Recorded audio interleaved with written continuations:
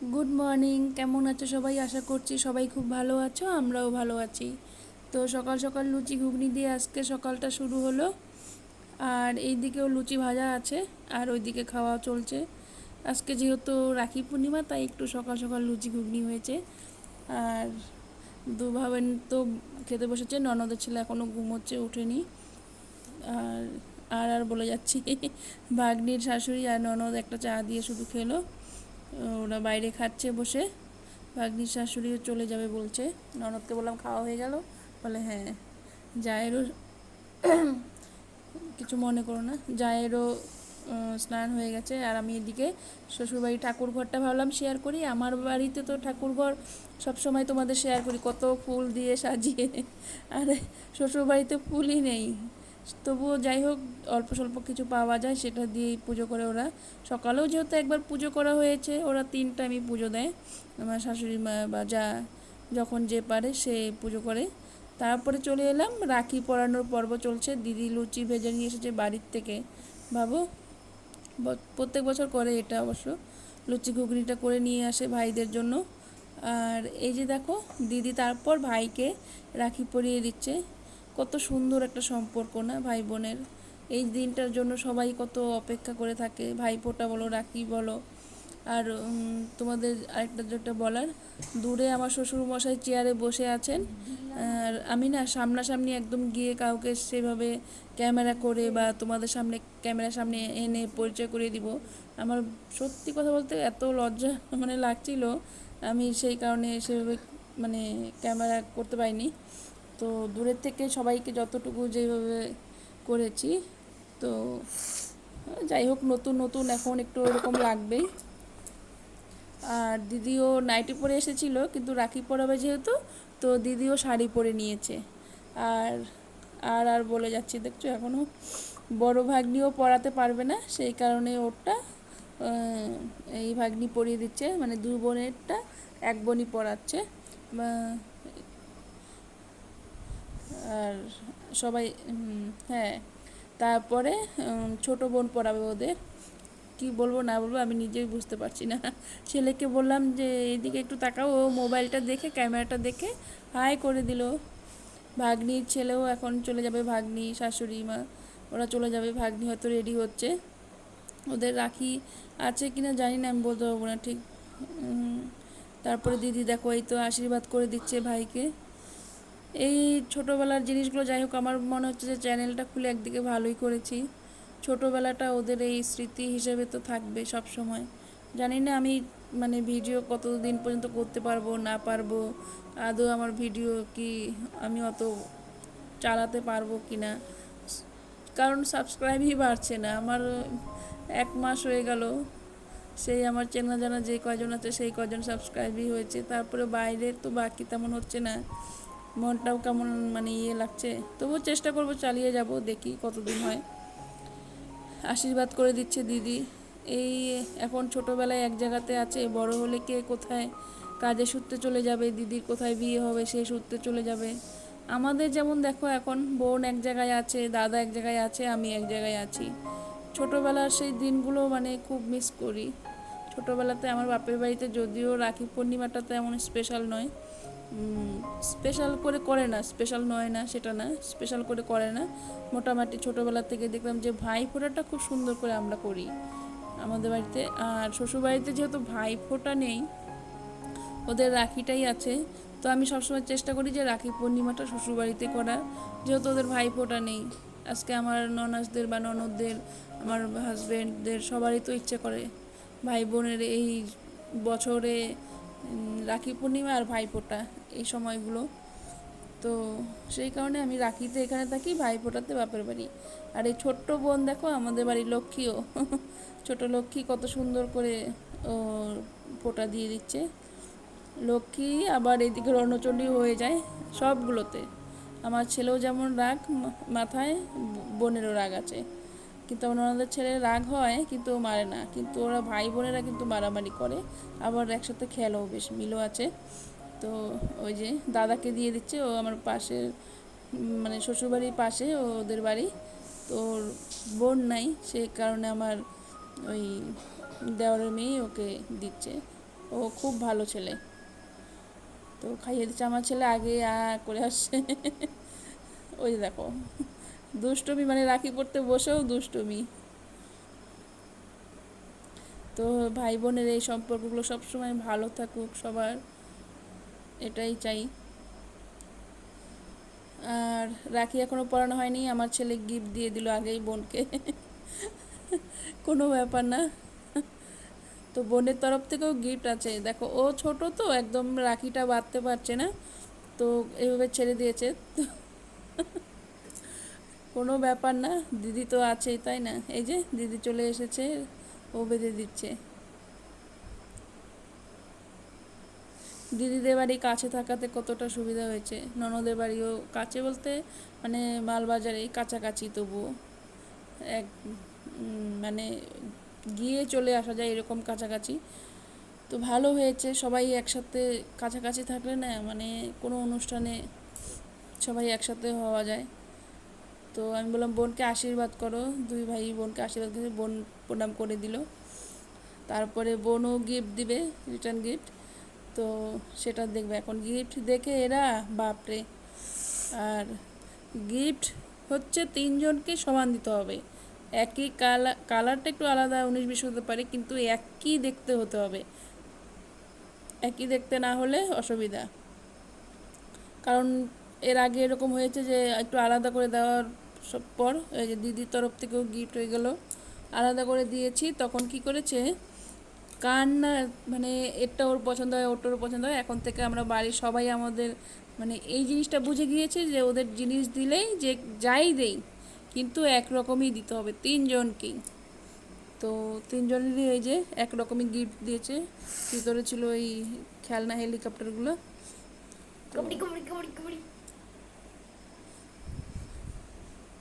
আমার ছেলে পাশে দেখো উঠে গেছে ঘুম থেকে, আমি ভয়েস দিচ্ছি, ও দুষ্টুমি করছে।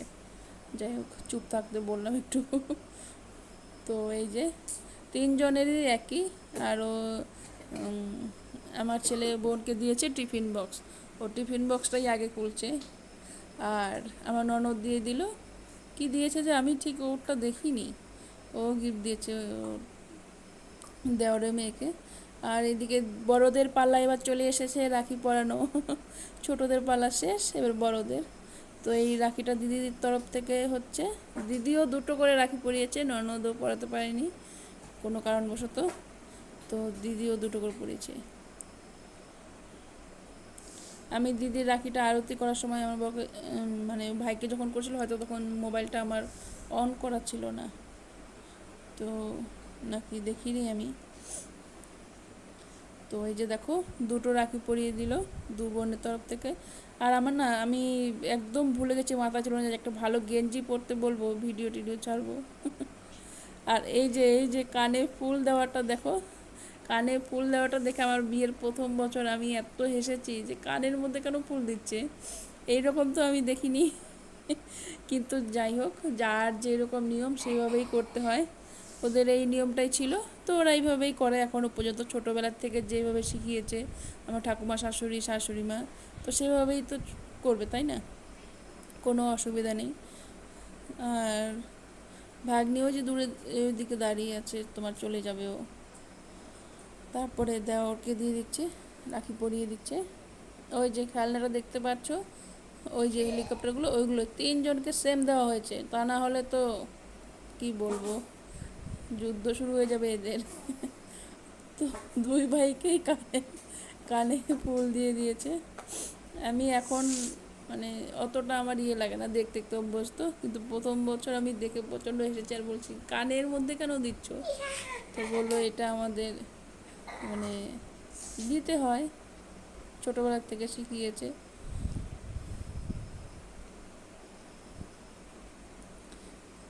ভাগ নিয়ে চলে যাবে, রেডি হয়ে গেছে শাড়ি পরে। খারাপ লাগছে যেহেতু বৃষ্টি পড়ছে না, ও একদম। তারপরে তো দেওর হচ্ছে এখন একটু মিষ্টি টিষ্টি, আমার মনে হয় ও একটু কমই খাচ্ছে, কারণ খেলাধুলা করে তো, ক্রিকেট খেলার তোমার চাল সাথে IPL খেলার মতন হচ্ছে, ক্রিকেট টিম আছে অনেকগুলো, সেখানে একটা টিমে ওর চান্স পেয়েছে। আমার দেওর আর আমার হাজব্যান্ড খুব ক্রিকেট আগে ভালো খেলতো ছোটোবেলা থেকেই, তো এখনও দেওর খেলে মাঝে সাঝে। তো এই যে দুই ভাইকে দুটো গেঞ্জি দিয়ে দিল গিফট আমার ননদ, আর দিদি দিয়ে দিল টাকা। আর আমার দিবার একটু বসো, আমার হচ্ছে বড় টাকা দিয়ে দিল। আর দেওরের তরফ থেকে দেওর দুই বোনকে দুটো নাইটি দিয়ে দিয়েছে, আর ওই যে লাল নাইটিটা দেখতে পাচ্ছ ওটা আমার জন্য। আমি 2 বছর থেকে দেওরকে রাখি পরাই, কী করব, যেতেও পারি না। দাদা ও হয়তো ওকে আসতে বললো, ও জানি না, আসতে বলিও নেই তো এমনভাবে, সত্যি কথা বলতে, যেহেতু শ্বশুরবাড়ি চলে যাই, ওখানেও আসবে কি না সেই কারণে আর কিছু বলি না। তো ভাইফোঁটাতে ভাবি যে ঠিক আছে, ভাইফোঁটাতে তো রাখিতে না যেতে পারি, কিন্তু ভাইফোঁটাটা তো আমি যাই। তো কোনটা খাওয়া বললাম, ওই রসগোল্লা একটুখানি খেয়েছে। তো আমাদেরকে তিনজনকে নাইটি দিয়েছে দেওয়ার গিফট। আমি টাকা দিব ভাবছিলাম, কিন্তু আমার বরমশাই আবার বললো না টাকা দিতে হবে না, কিছু একটা গেঞ্জি অনলাইনে কিনে দেবো। আর এই যে দিদি বলছে এই তোরা প্রণাম করিস নাই আমাকে, প্রণাম করে যা। তো দিদির কথা অনুযায়ী ওরা প্রণাম করছে। আর আমার ছেলে দেখো বোনকে বলছে আই প্রণাম কর দিদিকে, কীভাবে ধমকিয়ে বলছে দেখো। আর এই যে দেখো ট্রফিগুলো, এইগুলোই হচ্ছে আমার দেওর বা আমার হাজব্যান্ডও খেলেছে ছোটোবেলার থেকে, ওরা বলে খেলাধুলায় ভালো ছিল, কিন্তু সেইভাবে যদি কোনো ভালো লোকের পরিচালনাতে যদি ওরা খেলতে পারতো, আজকে ভালো জায়গায় যেতে পারতো। খুব ভালো ছিল খেলাধুলা দুজনেই, যদিও এখন আমার বর খেলাধুলা ছেড়ে দিয়েছে, চেহারা দেখলেই বুঝতে পারো। কিন্তু আমার দেওর এখনও খেলাধুলা করে, সেই কারণে ও একটু চেষ্টা করে শরীরটাকে মেনটেন করার, হ্যাঁ, মানে ফিট থাকার, হ্যাঁ। তো আর ওই যে বললাম না আইপিএল শুরু হয়েছে, সেখানে নভেম্বর মাস থেকে খেলা হবে। আর এই যে দেখো তিনজনে হেলিকপ্টার ওড়াচ্ছে। আর হ্যাঁ, আমার দেওয়ার কিন্তু ও কাজে খুব, মানে সারাদিনও কাজকর্ম করতেই থাকে, বসে থাকে না। ও হয়তো আর্মি ইসেতে দিলে হয়তো হয়ে যেত ওর, এতটাও পরিশ্রমী কিন্তু ওই আমার শাশুড়ি, তো সেটাই শাশুড়ি মায়ের মানে ইচ্ছে যে সব ছেলে মেয়েরা না ভয় পেত, আগেকার লোক তো, যে না যেখানে থাকবে সবাই একসাথে থাকবে। আর এই যে 3 ভাই বোন সন্ধ্যাবেলা,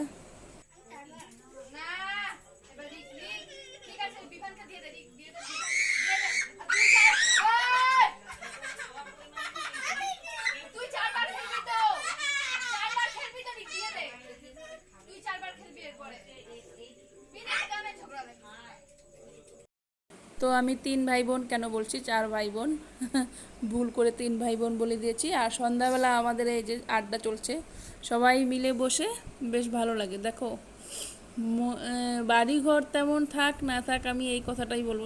অনেকে বলতে পারো যে তোমার আমিও যেখানে থাকি সেটাও আমার নিজের বাড়ি না, বললাম না কোয়ার্টার, বা শ্বশুরবাড়িটা এটা কোয়ার্টার কম, এটাও কিন্তু বাড়ি প্রায়।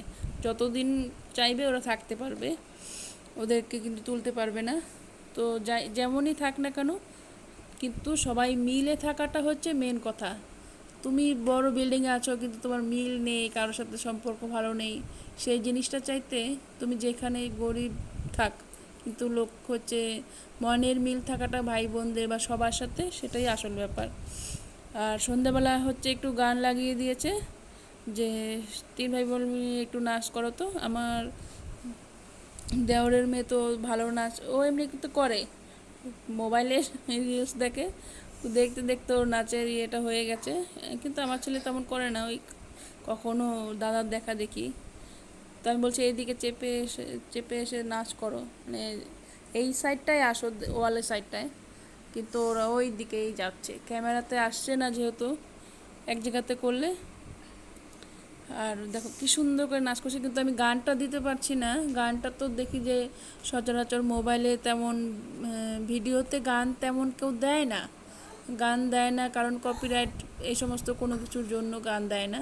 তো সেই কারণে বড়দের দেখে তো ছোটদের শেখা, আমিও গান দিচ্ছি না।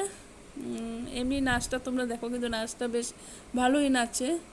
ওকে তো আমি বলেছি যে নাচও শেখাতে, আমার যাকে যে ওকে নাচ শেখাবা, বেশ ও তো বেশ এখনই ছোটোবেলায় খুব সুন্দর নাচে। আর পিছনে যে 2 ভাই যে অত্যাচার, এদের বোন নাচ করবে, আর এরা দুষ্টমি আর কম নেই।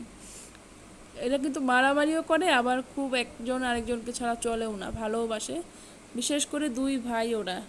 এক ভাইকে যদি তুমি ধাওয়া দাও, আরেক ভাই মানে ওর মানে কি বলবো, কেন বকা দিলে তোমার সাথে লেগে যাবে, এরকম একটা ব্যাপার আছে। আমার ননদ যদি ওর ছেলেকে ধাওয়া দেয়, আমার ননদকে আমার ছেলে হয়তো পিসিকে কি বলবো, এতটা রাগ হয় পিসির উপর। তো এই ওদের দুই ভাই খুব মিল, খুব। হঠাৎ কখনো কখনো লাগে কি নিয়ে, যখন ধরো একটা খেলনা নিয়ে দুজনেরই হয়তো খেলাটা পছন্দ হলো তখন লাগে, বা মোবাইল নিয়ে কখনোই দেখলে না। কিন্তু আমার ননদের ছেলে সহজেও হাত তুলে না, আমি দেখেছি। আমার ছেলের আবার এই অভ্যাসটা খুব বাজে অভ্যাস, চট করে একটু আবার হাত তোলার অভ্যাসটা আছে, জানি না, আস্তে আস্তে ঠিক হয়ে যাবে। তো যাই হোক, এই যে দেখো বেশ নাচানাচি করছে। 2-3 দিন তো এইভাবেই এদের একটু পরপর ঝগড়া, এই জাটি, এই সেই দেখতে দেখতেই সময় কেটে যায়। ঘুমোয় সেই রাত 12টার দিকে। ওরা হচ্ছে, আমার শ্বশুরমশাই ঘুমিয়ে পড়ে, তখন ওদের খেলা শুরু হয়। মানে শ্বশুরমশাই যখন ঘুমিয়ে পড়ে, ওরা কি করে, শ্বশুরমশাইকে গিয়ে ওই কিছু দিয়ে, বোতল দিয়ে বা কিছু দিয়ে একটা মানে ডিস্টার্ব করে ঘুমের, মারবে গিয়ে। শ্বশুরমশাই প্রচণ্ড রেগে ধাওয়া দেয়, দৌড়ে আসে। এটাই হচ্ছে ওদের খেলা, খুব মজা পায়, ছোট যেহেতু। এরকম করেই ওরা খেলে। বা অন্যান্য খেলা, মানে রাত্রেবেলায় দাদু যখন ঘুমিয়ে পড়ে তখন ওরা এই খেলাটা খেলবে, চল দাদুকে ডিস্টার্ব করতে হবে, এরকম বদমাইশ। তারপরে চলে এলাম এই যে দিদিদের এটা পুরনো কোয়ার্টার। তো ভাবলাম আজকে তো চলে যাব, তো চলে যাওয়ার আগে দিদিদের নতুন কোয়ার্টারটা দেখে যাই। রাস্তাটা দেখো, সামনেই একটা বেল গাছ আছে বেশ বড়, ওখান থেকে আমি বেলপাতাও নিয়ে এসেছি, জামাইবাবু পেরে দিয়েছিল। সে মানে শ্রাবণ মাসের শেষ সোমবারে ঢালছি, বাড়িতেই ঢেলেছি জল। যাওয়ার খুব ইচ্ছে ছিল, কিন্তু দুঃখের বিষয় কি বলবো, বরমশাই দুধের বোতল ছিল বাইরে, সেটা ফ্রিজে রেখে দিয়েছে। এত অভিমান করে আর গেলামই না। আর এই যে দিদি রান্না বান্না হয়ে গেছে, শেষ পাতে চাটনিও করা হয়ে গেছে। আর এই যে ভাগ্নি সব ওর ভাই বোনদের চকলেট নিয়ে বসে আছে দিবে বলে। ও যাবে হয়তো কম্পিউটার সেন্টারে, স্নান হয়ে গেছে। আর দিদির শাশুড়ি মা ঘুমিয়ে আছে। আর এই রুমটা আমি ভিডিও করলাম, 2টো রুম আছে, পিছনে রান্নাঘর, আর এইদিকে দেখো বারান্দা, বেশ ভালোই। ওই কাঠের রুমটা তোমাদের সাথে শেয়ার করব, সেই কাঠের বাড়িটা, ওই যে ওই সোজাসুজি দেখতে পাচ্ছ, এই বাড়িটার তুলনায় এই বাড়িটা অনেকটাই ভালো আছে। কিন্তু এই বাড়িটাও অনেক দিন এভাবেই মানে পরিতৃপ্ত অবস্থায় ছিল, কালার টালার করে অনেক কিছু, টয়লেট নিজেরাই করেছে দিদি, এই সমস্ত কিছু করে তারপরে বাড়িতে ইয়ে করেছে। তো যাই হোক, ওইটার তুলনায় তো ভালোই আছে, ওইটার অবস্থা খুবই খারাপ। আর দই ছিল, বললো সবাই মিলে একটু দই টই খা, তো আমিও খেয়েছি। আর দিদির মেয়ে তো ও যাবে কম্পিউটার সেন্টারে।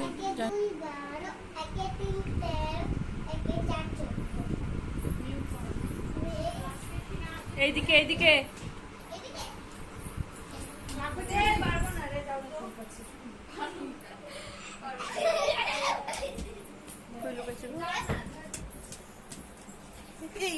তোদের লুকাচুরির খেলাটা করতেছি।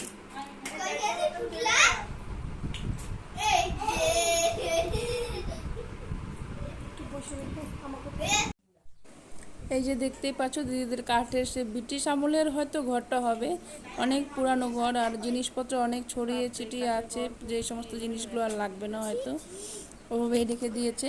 কাঠের যেহেতু, তোমার একদম মানে পা দিতেও আমার ভয় লাগে, যে মাঝে মাঝে কি নিচে ডেবে যাচ্ছে না কি, কখন যে ভেঙে পড়বে, এরকম একটা ব্যাপার হয়ে গেছে। তো এটা ঢুকতে রুম একটা, এখানেও 2টো রুমই ছিল, ঠাকুরঘর, পেছন দিকে রান্নাঘর। আর আমার ননদের ছেলে আর আমার ছেলে কিছু খেলনা নিয়ে ওদের লেগেছে, একটা খেলনাই। আর এই যে দেখো, দেওয়ার আমাকে নাইটিটা দিয়েছে যে রাখি পূর্ণিমাতে, খুব সুন্দর নাইটিটা, আমার বেশ পছন্দ হয়েছে, লালের মধ্যে এরকম সাদা ফেব্রিকের, বেশ। আর ছোটো হাতা কাটা, তো আমি পরি, এটা আমার কোয়ার্টারে পরি, শ্বশুরবাড়িতে তেমন পরি না হাতা কাটা। তো বেশ আমার খুব পছন্দ হয়েছে, থ্যাংক ইউ। আর রাত্রি বেশ অনেকই হয়েছে, তো ভিডিওটা আজকে এই পর্যন্তই। ভালো লাগলে লাইক করো, শেয়ার করো, সাবস্ক্রাইব করো, আর অবশ্যই কমেন্ট করে বলো কেমন হয়েছে। টাটা, সবাই ভালো থেকো।